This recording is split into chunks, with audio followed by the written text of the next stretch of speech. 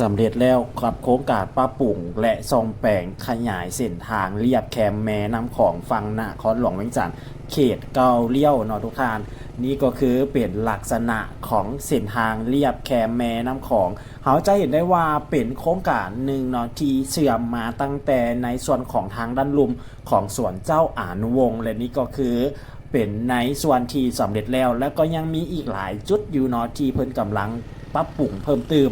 และก็ถือได้ว่าเป็นเส้นทางที่ประชาชนในพื้นที่นี้นำใช้ในการเดินทางไปมาเนาะโดยเฉพาะกอแมนขอบเขตแถวบ้านเกาเลี้ยวเดินทางจุดนี้แมนขึ้นกับเขตเกาเลี้ยวเนาะและก็จะติดกันกับสายแม่น้ำของอีกฝากทางด้านหนึ่งก็จะแมนเป็นในส่วนของทางอำเภอสีเชียงใหม่แล้วก็ใกล้กันกับ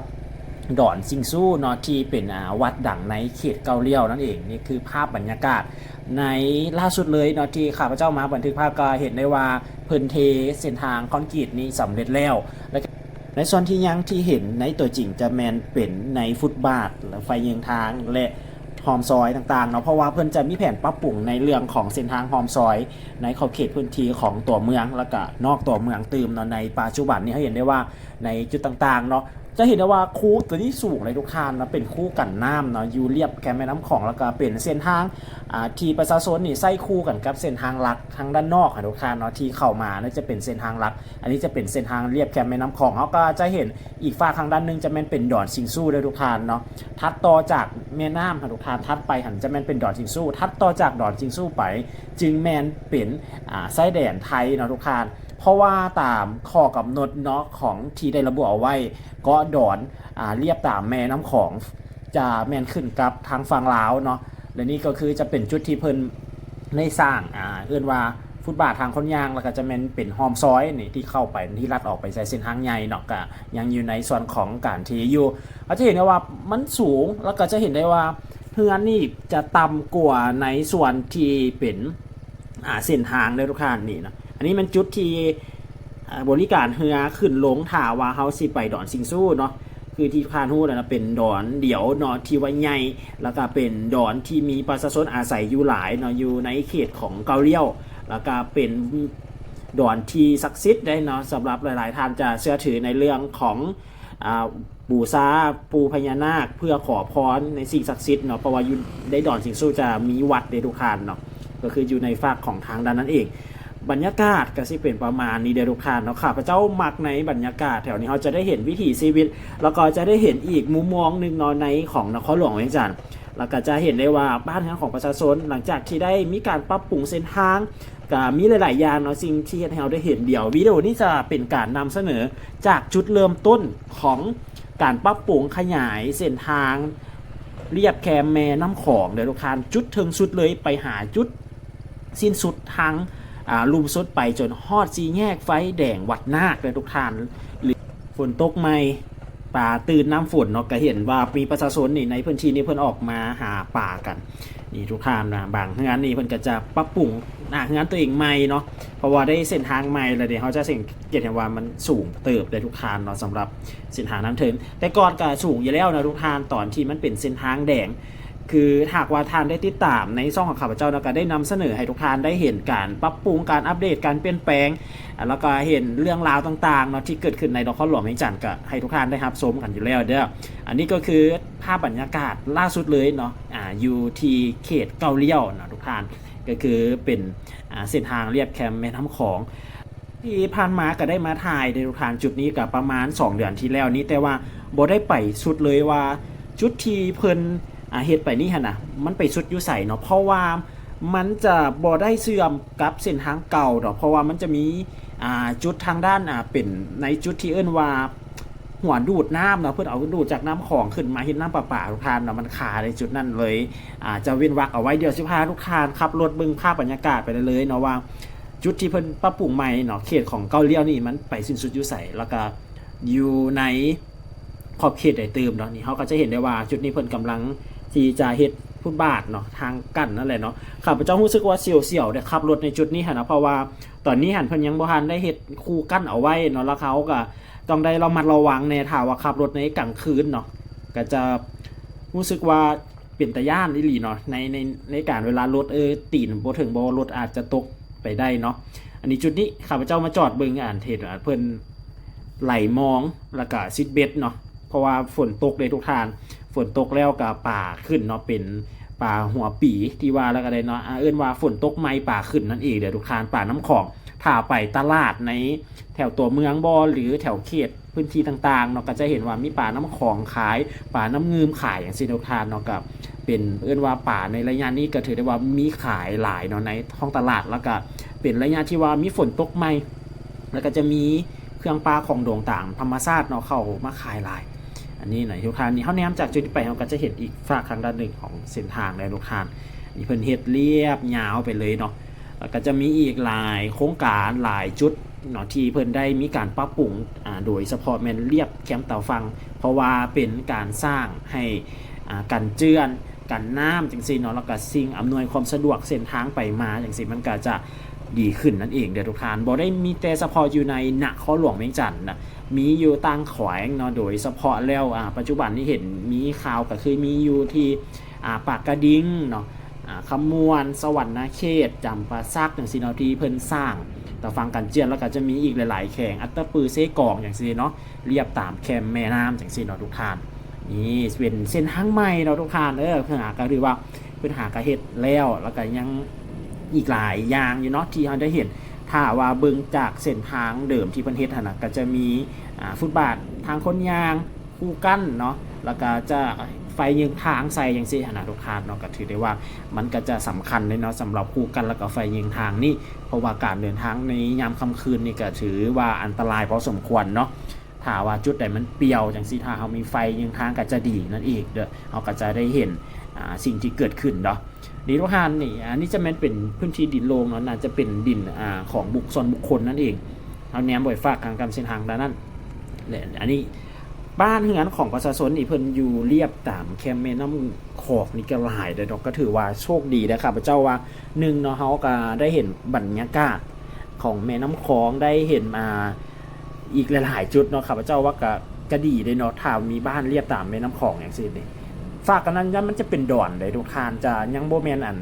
ขึ้นกับทางไปทางไทยเทื่อเนาะยังขึ้นกับลาวอยู่มันจะมีอีกดอนนึงเนาะที่ข้าพเจ้าว่าไปในต้นคลิปว่าเป็นดอนซิงซูนั่นเองนะทุกท่านจุดนี้หันจะเห็นว่ามีกกซ้ำสาเนาะรู้สึกว่าเป็นเย็นๆในจุดนี้หันทางฝากอีกด้านนึงก็จะเป็นเฮือนของประชาชนเนาะที่เพิ่นอาศัยอยู่ทางด้านนี้ข้าพเจ้าจีพาลูกค้าขับรถมาเบิ่งว่ามันสิ้นสุดอยู่จุดใดเพราะว่ามันบ่ได้เส้นทางบ่ได้เสื่อมเข้าหากันสิ้นสุดเลยเนาะกับเส้นทางเดิมเพราะว่ามีจุดที่เพิ่นนั้นเป็นจุดที่เอิ้นว่าเพิ่นเป็นโฮงดูดน้ำเนาะจากแม่น้ำของซึ่งมาผลิตน้ำประปานั่นเองเนาะในเขตนี้เด้ทุกท่านเอาเนี้ยไปใกล้ๆเพิ่นก็จะเป็นจุดเนาะเป็นหัวดูดน้ำนั่นเองนี่จุดนี้เพิ่นก็ยังเอาดินมาใส่ไว้อยู่เนาะก็ยังบ่ทันได้เอาออกอย่างซี่เนาะเพิ่นจะเฮ็ดเป็น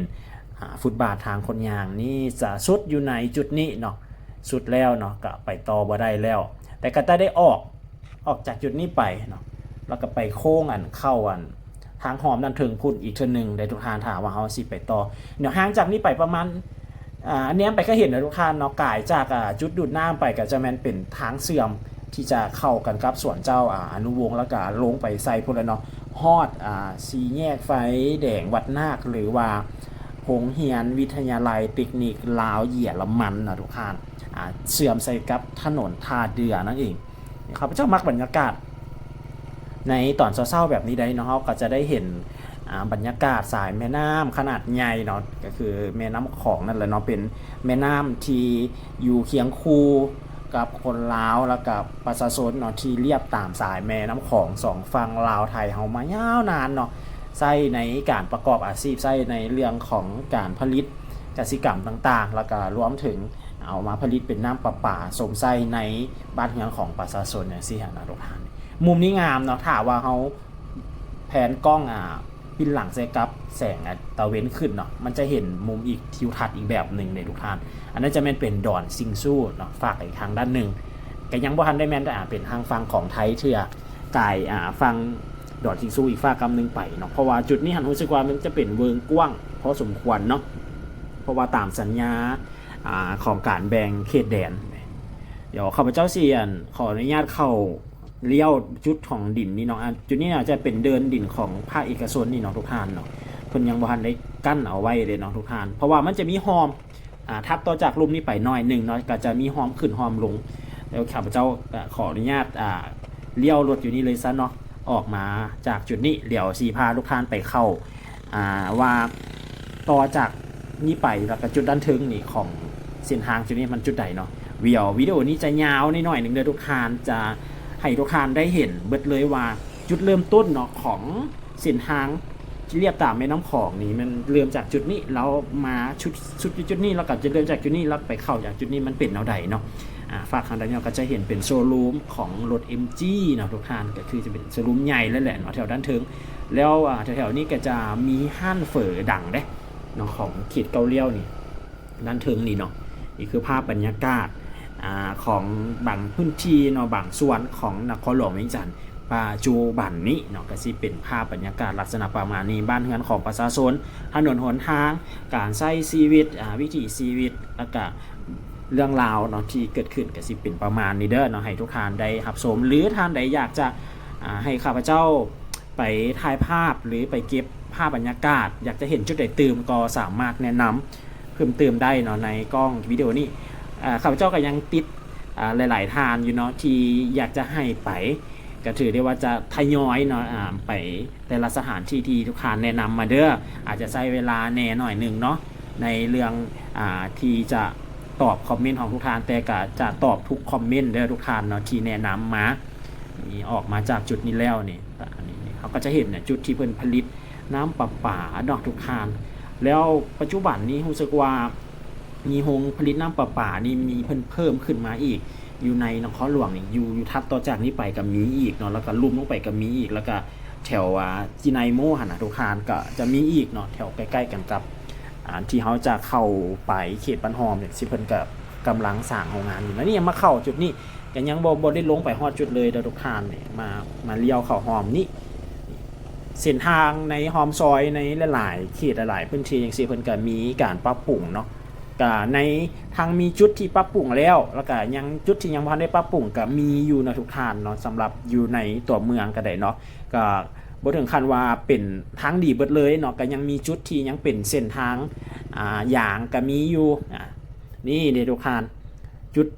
เริ่มต้นจากเส้นทางเส้นนี้นี่ก็จะแม่นเริ่มจากจุดนี้เลยนี่เมื่อกี้นี่เขาแนมจากฝากกับนั้นมาก็จะไม่เห็นอันนี้คือกันเด้บอลที่เพิ่นเอื้อนว่าดูดน้ำขึ้นไปเนาะครับพระเจ้าขอว่าจะสะดอกเพราะว่าเห็นว่าเป็นบอลผลิตน้ำประปาเนาะทุกท่านเนี่ยในส่วนของทางนี้อันนี้จากจุดนั้นไปก็จะเป็นส่วนเนาะของดอนซิงซูนี่เพิ่นกระเช็ดเป็นประมาณนี้เนาะถ้าว่าสำเร็จแล้วเนาะจุดที่ทุกท่านเห็นในเขตเกาเลี้ยวของนั้นถึงอันเนาะก็สิเป็นประมาณนี้หลังจากสร้างเสร็จแล้วก็จะมีคูกั้นแล้วก็จะมีไฟเยืองทางอย่างเป็นประมาณนี้เนาะเป็นเส้นทางจุดนี้หันเอิ้นว่าเป็นเส้นทางล่องเรือทุกทางเพราะว่ามีหลายทางนี่นำไส้เส้นทางที่ว่าผิดเนาะก็คือขี่ขึ้นมาเส้นทางเส้นนี้มันเป็นเส้นทางล่องเส้นทางลงเด้อทุกทางนี่เราก็จะเห็นวัดที่ติดกันกับแม่น้ำของเนาะสิเป็นประมาณนี้ก็จะมีหลายบ้านเลยทุกทางเนาะแต่ว่าข้าพเจ้ากับบ่จือบ้านแต่ละซื้อบ้านในแต่ละจุดนะทุกทางต้องไผ่เนาะถ้าว่าเขาแนมขึ้นมาจังสิมันก็จะเห็นภาพบรรยากาศอีกแบบหนึ่งก็คือจะภาพมันก็จะสวยงามอีกตื่มเนาะนี่จะแมนบอลที่เพิ่นผลิตน้ำประปาเนาะอันนี้ก็เป็นโฮงใหม่ได้นี่ทุกทานเนาะเพิ่นหากระสร้างหากเขาจะเห็นเนาะเป็นจุดผลิตเพื่อสะหนองให้กับ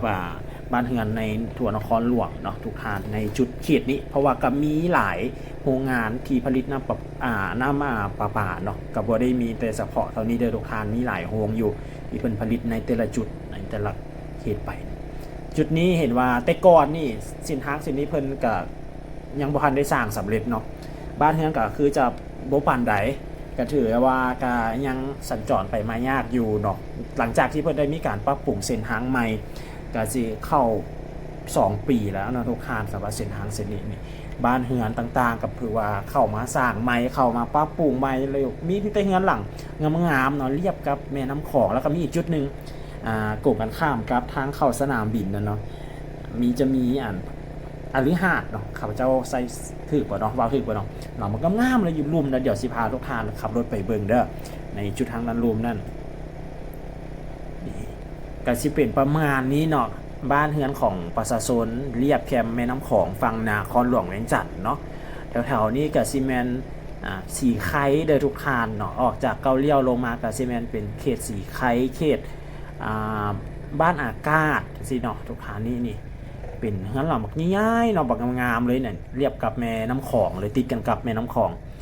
แล้วก็อีกฝั่งทางด้านหนึ่งทางด้านหน้าก็จะแม่นติดกันกับเส้นทางที่เขาจะเข้าสู่ใช้สนามบินสากลวัดไต่เนาะนี่ข้างหลังนี่ทุกทานดินบกกว้างๆเนาะกำแพงของเพิ่นก็ถือว่าหรูขนาดแล้วเฮือนก็ถือว่าหลังบักใหญ่บักงามๆเนาะเฮือนใหญ่ๆหลังงามๆแบบนี้อยู่ในนครหลวงเวียงจันทน์ก็มีหลายหลังเลยทุกทานบ่ได้มีแต่เฉพาะหลังนี้หลังเดียวเนาะอยู่แถวไปเส้นทาง400ก็มีหลังนึงเนาะไปเส้นทางทางในส่วนของแถวโซกอย่างเนาะบ้านโซกอย่างจักอย่างนี่แหละเนาะแถวนั้นนะก็มีอีกหลังนึงทุกทานหลังใหญ่คือกันเนาะก็สิเป็นประมาณนี้เนาะอันจุดด้านนี้ก็จะยาวลงไปแล้วปัจจุบันนี้ก็จะมีอีกหนึ่งโครงการของเพิ่นเนาะเป็นโครงการปรับปรุงแล้วก็สร้างตะฟังกันเจือนเนาะเป็นอะไรเป็นโครงการเฟส2เนาะคือก่อนหน้านี้ข้าพเจ้าก็พาทุกท่านไปเบิ่งความคืบหน้าในการก่อสร้างของเพิ่นแล้วเนาะจุดเริ่มต้นก็แม่นบ้านหาดดอนแก้วเนาะก็คืออยู่ที่เมืองหาดไซฟองแล้วก็ขึ้นมาจนฮอดพี่แหละในส่วนของ3แยก4แยกของวัดนาคเนาะหรือว่าโรงเรียนวิทยาลัยเทคนิคลาวเยอรมันเนาะก็คือจุดเพราะว่าปัจจุบันนี้ก็มีอีกหลายๆจุดหลายๆเขตเนาะที่เพิ่นสร้างตะฟังกันเจือนแล้วก็เป็นการสร้างคูกั้นน้ำเนาะเพราะว่าทุกๆปีในช่วงระยะประมาณเดือน9เนาะเดือน8เดือน9ฝนตกหนักเลยทุกทานเนาะก็แม่น้ำของนี่เนาะโดยเฉพาะก็จะปริมาณน้ำเพิ่มขึ้นเนาะกันบ่ให้น้ำท่วมในพื้นที่ต่ำเรียบแคมแม่น้ำของโดยทุกทานนี่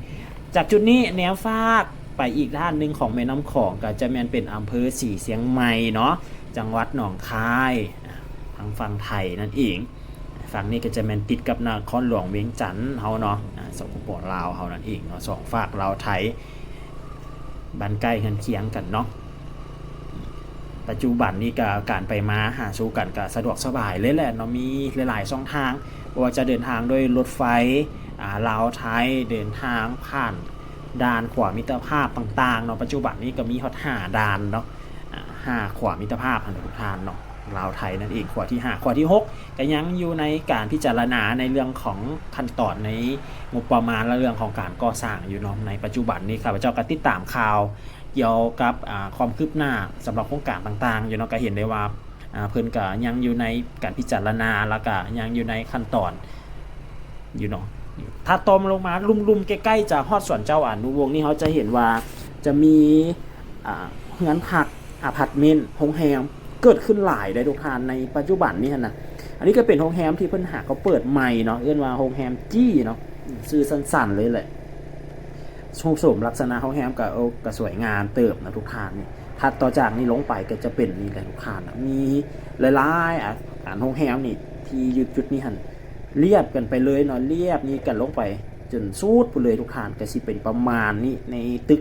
อาคารต่างๆถ้าว่าเฮาแนมจากทางดอนซิงสู้แล้วกลับเข้ามาที่นครหลวงจันทน์เราก็จะเห็นมีตึกต่างๆที่เกิดขึ้นใหม่หลายปัจจุบันนี้ก็นอกจากในจุดนี้แล้วก็ยังมีอีกจุดต่อไปก็จะมีกำลังสร้างอยู่ในปัจจุบันนี้ก็มีเด้อทุกทานย้ำอีกทีนึงว่าเส้นทางเส้นนี้เป็นเส้นทางรองเด้อทุกทานเด้อมีบางทานก็ยังขับรถขึ้นมาอยู่แต่ว่าให้ระวังเด้อมาเกิดอุบัติเหตุในทุกทานเนาะเพราะว่าเพิ่นก็มีป้ายห้ามขึ้นอยู่เนาะอยู่จุดโต๊ะห้านอาหาร3แยกปากประสักเลยเพิ่นมีป้ายห้ามบ่ให้ขับขึ้นเด้อแต่เขาก็ยังพบปรากฏเห็นอยู่ว่ามีประชาชนบางบุคคลนี่เพิ่นก็ยังขับรถสวนขึ้นมาอยู่บรรยากาศในแรงๆเนาะก็จะมักพบเห็นอยู่เนาะอันนี้จะเป็นดอนได้ทุกท่านนะมันเป็นดินทรายทุกท่านนะทุกๆปีเวลาฝนตกน้ำซ้อขึ้นมาแล้วดอนดังกล่าวนี่ก็จะเพิ่มขึ้นโดยยอดทุกท่าน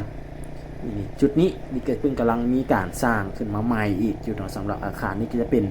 อาคารที่พักนั่นเองอีกท่านเนาะโรงแรมอพาร์ตเมนต์สิประมาณนี้เนาะเกิดขึ้นติ๊กๆเนาะแถวๆนี้ก็บ่ได้มีแต่เฉพาะในพื้นที่แถวนี้ก็ยังมีอีกหลายจุดอยู่เนาะที่เกิดขึ้นนี่ บรรยากาศยามค่ายแรงจุดนี้จะกลายเป็นลานอาหารได้ทุกท่านอาหารใดที่มาเที่ยวในนครหลวงหรือไม้ยางลิ่นแถวแคมป์ของนี่ย่างขึ้นมาถึงหน่อยหนึ่งเด้อทุกท่านก็จะเห็นจุดนี้เนาะนอกจากจะอยู่ที่สีหอมแล้วจุดนี้ก็เป็นอีกจุดหนึ่งที่เป็นจุดสุ่มในเรื่องของ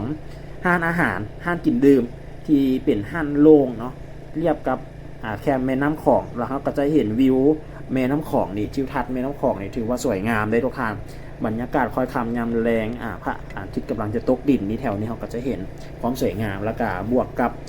ดอนหนองดอนขนาดใหญ่เรียบกับแม่น้ำของเราก็จะเห็นวิถีชีวิตของสองฝั่งแม่น้ำของเนาะอีกทางด้านหนึ่งเขาก็จะเห็นทั้งอำเภอสีเชียงใหม่ใกล้เลยแหละเห็นลานพญานาคของทั้งอำเภอสีเชียงใหม่เลยจุดนี้เนาะทาแนมไปแถวนี้ก็ถือได้ว่าเป็นเขตใกล้แล้วเนาะใกล้กับจุดที่จุดศูนย์รวมว่าเรียบแคมป์แม่น้ำของเลยทุกทางอย่างเขาก็ยังเห็นได้ว่าในนครหลวงเวียงจันทร์ของเขานี่ก็ยังมีอีกหลายอาคารอยู่เนาะทุกทางที่เป็นอาคารเก่าตั้งแต่สมัยเดิมแล้วแหละเนาะสมัยที่มีฝรั่งเข้ามาปรับปรุงแล้วก็เข้ามาปกครองในตอนนั้นแล้วก็ยังมีโครงสร้างของอาคารให้เห็นอยู่เนาะลงมาฮอดบริเวณทางด้านลุ่มแล้วทุกทางจุดนี้ก็จะมีเป็นโรงแรมขนาดใหญ่เนาะว่าอมริเวียงจันทร์นั่นเองเพิ่นหากเปิดไม่เมื่อบดดมานี่เองได้ทุกท่านเป็นโรงแรมขนาดใหญ่เรียบกับแม่น้ำของเลยจุดนี้นี่จะแม่นเพิ่นมีการปรับปรุงเส้นทางการสัญจรใหม่เด้อทุกทางแต่ก่อนเส้นทางเส้นนี้มันจะเป็นเส้นทางรองแต่ว่าปัจจุบันนี้กลายเป็นเส้นทางทูเวย์แล้วเนาะจากวันเวย์เป็นทูเวย์ขึ้นได้ลงได้มีการปรับปรุงใหม่แล้วเนาะทางด้านนึงก็จะแม่นเป็นเดินข่าวว่าบรรยากาศยามตอนแล้งเนาะเขาก็จะเห็นเป็นบรรยากาศที่มีตลาดนัดกันคืนเนาะทุกท่านเรียบแคมป์แม่น้ำของนั่นเองอันนี้จะแม่นเป็นเส้นทางสวนเจ้าอนุวงศ์เลยทุกท่านนี่ทางด้านนี้เนาะฝากทางด้านนั่นก็จะแม่นเป็นตลาดแล้วก็เป็นสวนสาธารณะเจ้าอนุวงศ์อีกฝากทางด้านนึงก็จะแม่นเป็นนาคาซิตี้เนาะเป็นห้างโซนห้างอาหารคือกันเลยทุกท่านเนาะห้างอาหารห้างกินดื่มเนาะทางฝากทางด้านนึงเรียบกับแม่น้ำของแล้วถัดต่อจากนี้ไปก็จะมีอีกหนึ่งโครงการที่เพิ่นกำลังดำเนินในการสร้างอยู่เนาะเป็นโครงการที่เกี่ยวกับพื้นที่สวนสาธารณะแห่งใหม่เรียบแม่น้ำของเลยทุกท่านอยู่ลุ่มเนาะเดี๋ยวสิให้ทุกท่านได้เห็นสำหรับจุดดังกล่าวนั้นบรรยากาศยามค่ายแรงแถวนี้หันอากาศจะดีอากาศจะเย็นแล้วเห็นว่าปัจจุบันนี้หันละมีอยู่อีกจุดเนาะเพิ่นกำลังมีการสร้างใหม่ในส่วนของทางด้านหน้าของโรงแรมร้านสร้างเนาะเพิ่นกำลังมีการปรับปรุงเดี๋ยววิดีโอหน้าสิพาทุกท่านไปเบิ่งในส่วนนั้นเนาะความคืบหน้าในจุดนั้นเนาะว่าเป็นแนวใดถัดต่อหาลงมาน้อยนึงเนาะจุดนี้แต่ก่อนบ่มีไฟแดงเนาะปัจจุบันนี้เพิ่นได้นำเอาเป็นไฟแดงมาใส่จุดนี้นะว่าเป็นจุด3แยกให้ระวังน้อยๆนึงเนาะเพราะว่าแต่ก่อนมันจะเป็นเส้นทางลงอย่างเดียวปัจจุบันนี้เป็นทูเวย์แล้วก็มีไฟแดงแล้วนี่ฝากทางก้ำขวามือเด้ทุกท่านเนาะที่เพิ่นขึ้นป้ายในสังกะสีเนาะนี่เป็นโครงการที่เพิ่นกำลังดำเนินอยู่ในปัจจุบันนี้เนาะเกี่ยวกับสร้างเป็นสถานที่ท่องเที่ยวแห่งใหม่ในขอบเขตเรียบแคมป์แม่น้ำของแต่ปัจจุบันนี้ก็ถือได้ว่าเห็นรูปทรงลักษณะของโครงการของเพิ่นไปก็ถือได้ว่าเห็นลักษณะไปแล้วเนาะเดี๋ยววิดีโอหน้าสิพาทุกท่านมาสัมผัสแล้วก็มาเบิ่งความคืบหน้าในส่วนของโครงการจุดนี้เนาะว่าจะเป็นแนวใดลงมารีขี่ลงมาเลยเดี๋ยวทุกท่านสำหรับเส้นทางเส้นนี้ฮะนะมันจะกว้างหลายเส้นทางเส้นนี้ต่างจากจุดทางด้านเทิงเลยเนาะทางด้านเทิงก็จะเป็นแคบๆลงมาจากจุดนี้ก็จะเป็นกว้างๆฝากอีกทางด้านนึงที่อ้อมสังกะสีมันก็จะเป็นเดินได้ทุกท่านเป็นเดินใหญ่ๆเลยเนาะที่ติดกันกับน้ำของนั่นเองถัดต่อจากโรงแรมดอนจันทร์ตะกี้นี่ยังบ่ทันได้อันนั้นหลายเนาะโรงแรมดอนจันทร์ถือได้ว่าเป็นโรงแรมที่มีชื่อเสียงในนครหลวงเวียงจันทร์นะ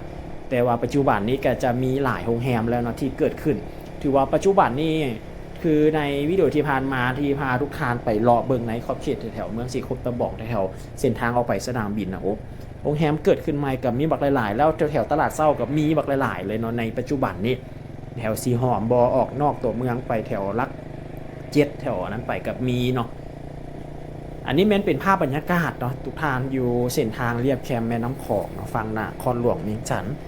ถัดต่อมาก็จะเป็นเฮือนเนาะทุกท่านในจุดนี้ แล้วก็ลงจากนี้ไปก็จะแม่นเป็นแม่ของแลนด์มาร์คเด้อถัดต่อจากแม่ของแลนด์มาร์คก็ถือว่าเป็นเส้นทางสิ้นสุดเรียบเส้นทางเรียบแค่แม่น้ำของในส่วนของทางด้านนี้แล้วก็จะลงใส่ถนนท่าเรือทุกท่านก็สิเป็นประมาณนี้เด้อไทยถ้าว่าท่านเดินทางมาเที่ยวลาวก็หากว่าจะนำใช้เส้นทางในตัวเมืองนครหลวงเวียงจันทน์เนาะก็ให้ระวังหน่อยๆนึงเนาะเพราะว่าปัจจุบันนี้เพิ่นมีการเปลี่ยนเส้นทางใหม่เนาะเปลี่ยนรูปแบบของการเดินทางหันใหม่เนาะก็มีหลายเส้นทางอยู่เนาะอยู่ในตัวเมืองขนาดทุกท่านทางด้านจุดนี้อันนี้ก็จะเป็นในส่วนของร้านอาหารร้านคาเฟ่เนาะของในของแม่ของแลนด์มาร์คแล้วก็จะมีศาลของปูพญานาคเลยทุกท่านอันนี้หลายๆท่านนี่ก็จะมาขอพรบางท่านนี่ก็ถือหวยกับมีเนาะนี่อันนี้บรรยากาศทางด้านหน้าเนาะของโรงแรมแม่ของแลนด์มาร์คนี่ในส่วนทางด้านนี้ถัดต่อส่วนจากนี้ไปก็ถือได้ว่าสิ้นสุดเนาะสำหรับเส้นทางเสร็จนี้แล้วออกจากโรงแรมแม่ของแลนด์มาร์คไปนี่คือภาพบรรยากาศในเส้นทางเลียบแคแม่น้ำของและบรรยากาศเลียบแคแม่น้ำของฝั่งนครหลวงเวียงจันทน์โกงกันข้ามกับอำเภอสีเสียงใหม่จังหวัดหนองคายประเทศไทยเนาะฟังของเฮากับแม่นครหลวงเวียงจันทน์วิดีโอนี้ถือได้ว่าพาทุกท่านไปเบิ่งตั้งแต่จุดเริ่มต้นเนาะมาฮอดจุดสิ้นสุดในเส้นทางเส้นนี้แล้วก็ยังมีอีกหนึ่งเส้นทางที่เรียบแคมแม่น้ำของก็ยังอยู่ในช่วงของการก่อสร้างและปรับปรุงอยู่เป็นโครงการเฟสที่2เลยทุกท่านนี่เนาะแนมจากจุดนี้ไปทุกท่านก็จะเห็นเลยจุดนี้ไปจนฮอดเมืองหาดไซฟองคือกันเลยทุกท่านระยะทางก็ประมาณ9กิโลเมตรเด้อทุกท่านขอบใจทุกท่านเนาะที่รับชมและติดตามวิดีโอหน้าสิพาทุกท่านไปเบิ่งจุดใดตื่มเนาะฝากทุกคนที่ตามต่อในวิดีโอถัดไปขอบใจ